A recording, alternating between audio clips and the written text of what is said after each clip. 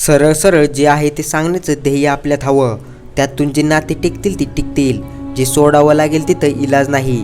पुस्तकांची किंमत रत्नापेक्षाही अधिक असते. तुम्ही कोणाबरोबर राहता याला काहीच महत्त्व नाही, मात्र तुम्ही कोणासोबत अधिक आनंदी राहता याला फार महत्त्व आहे. जगण्याचा दर्जा आपल्या विचारावर अवलंबून असतो, परिस्थितीवर नाही. माणूस तेव्हा मोठा नसतो जेव्हा तो मोठ्या मोठ्या गोष्टी बोलत असतो.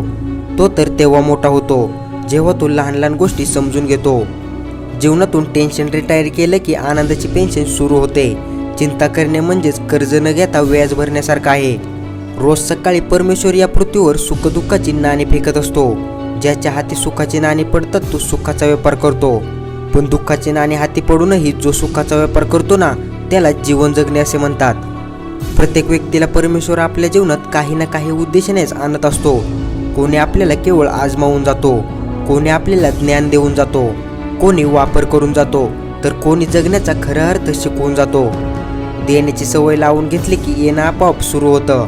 मग तो मान असो, प्रेम असो किंवा वेळ असो. प्रत्येकाच्या मनात तुमचं व्यक्तिमत्व हे ठरलेलं असतं.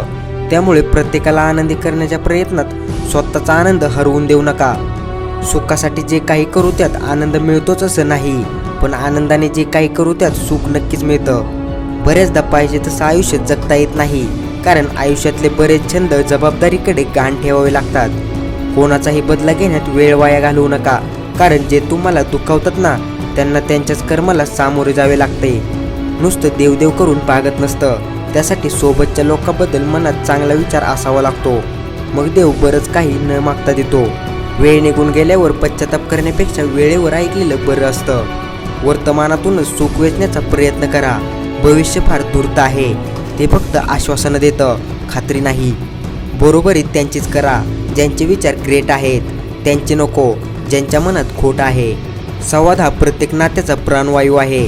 मग ते नातं पालक पाल्याचं असो, प्रियकर प्रियसीचा असो, नवरा बायकोचा असो किंवा मित्रमैत्रिणीचा असो.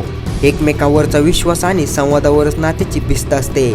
संवादाशिवाय नातं फुलतही नाही आणि बहरतही नाही.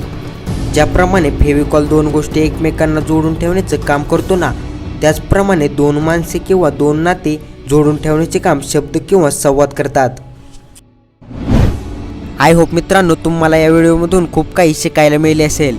तर मित्रांनो, व्हिडिओ कसा वाटला, काय वाटला कॉमेंटमध्ये नक्की सांगा. आणि अशाच आपल्या मराठी भाषेतून नवनवीन प्रेरणादायी व्हिडिओ पाहण्यासाठी आपल्या एजे मोटिवेशन स्टोरी या यूट्यूब चॅनलला सबस्क्राईब करा. आणि नवनवीन व्हिडिओची नोटिफिकेशन सर्वात आधी येण्यासाठी बेल आयकन प्रेस करा. तर चला तर मग भेटूया पुढच्या एका नवीन भन्नाटाच्या व्हिडिओमध्ये. तोपर्यंत धन्यवाद.